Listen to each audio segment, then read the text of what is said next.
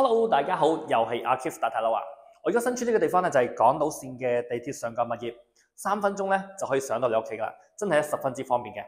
呢個單位咧652尺，3房2廁，最啱咧換樓客嘅需要。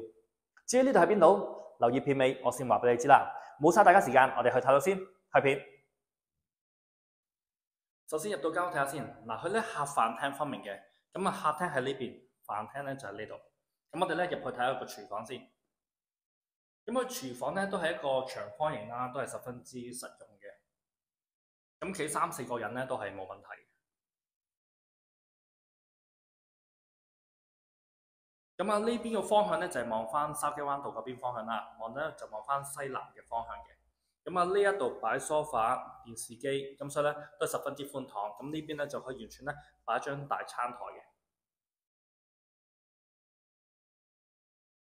咁啊呢個係客廁。咁入去睡房區啦，咁不得不提咧，去欣景花園最出名嘅地方咧，就係佢嘅細房咧，都係十分之實用，都係十分之大嘅。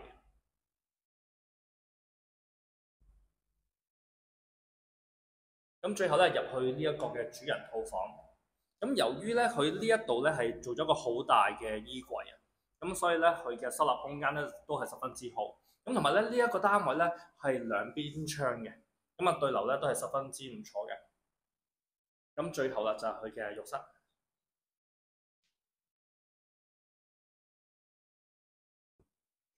睇完個單位，究竟呢個單位喺邊啊？嗱，呢個單位咧就位處於西灣河站嘅上蓋欣景花園。欣景花園咧所有都係3房單位，所以咧好受咧換樓客歡迎。